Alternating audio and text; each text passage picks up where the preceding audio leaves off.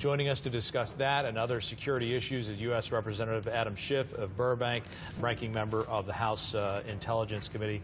Welcome. Good to see you again. Good to see you. Let's talk about San Bernardino first. I know you've been briefed in on what's going on. How is the Intelligence Committee looking into the potential failures that might have occurred in identifying these folks? Well, the central question for us is, was there something that we should have seen in communications, something that might have been picked up by local law enforcement and maybe didn't get the significance it should have? In other words, can we learn from this to avoid having this plot or plots like it get this far advanced? And I have to say that so far we have not reached the conclusion that we could have seen this coming. Now, I think plainly family members could have said something, should have said something. There may have been friends as well. But in terms of law enforcement acting on its own in the intelligence community, sometimes we aren't going to see these plots, and obviously that's a deep concern. Let me just follow up, though. The vetting process that occurred in granting the visa to the woman coming over here, is it enough?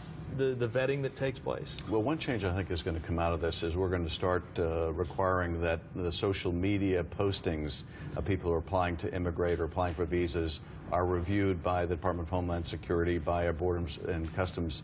But nonetheless, in this particular case, the posts that she made that indicated radicalization were made in private chats. So those would not have been accessible. So it's not even in this situation we can say that would have prevented this, but nonetheless it may prevent other attackers from getting into the country.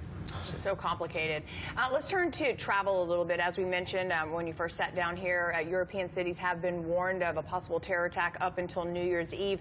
Anything you can tell us about the help here in the United States that you guys are working on for us?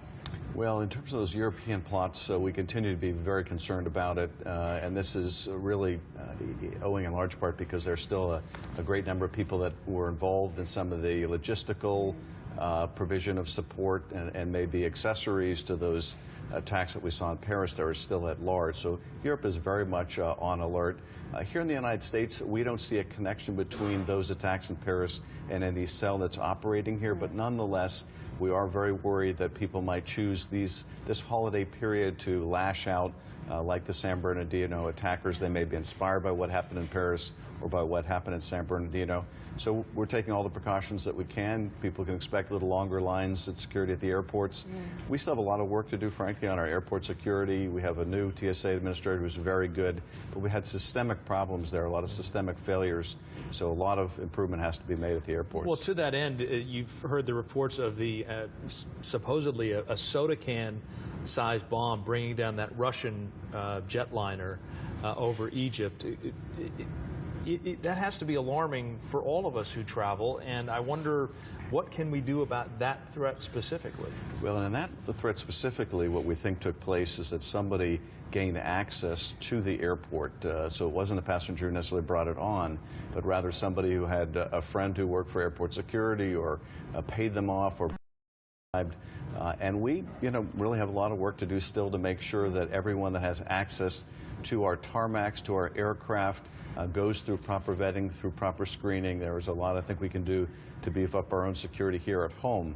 So that's quite a separate issue from the fact that, often when you test the TSA by going through the metal detectors, they fail the test. That's another vulnerability.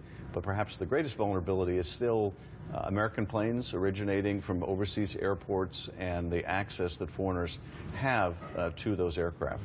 It's interesting. I was in Atlanta and LAX airports yesterday, and I have to say I stood in line for an hour at Atlanta. A lot of patience.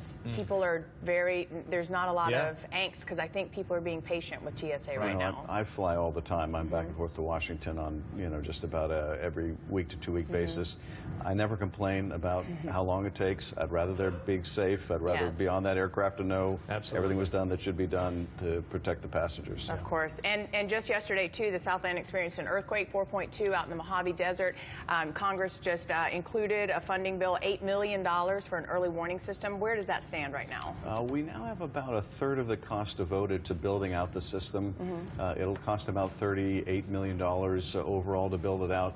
And that'll give us, depending how far you are from the epicenter of an earthquake, could be up to a minute of warning before an earthquake to get to a safe place, to stop a train, to stop a surgery. You can imagine how valuable that would be. And ironically, we're way behind the curve. Yeah. Mexico has a system like that in place, so does Japan.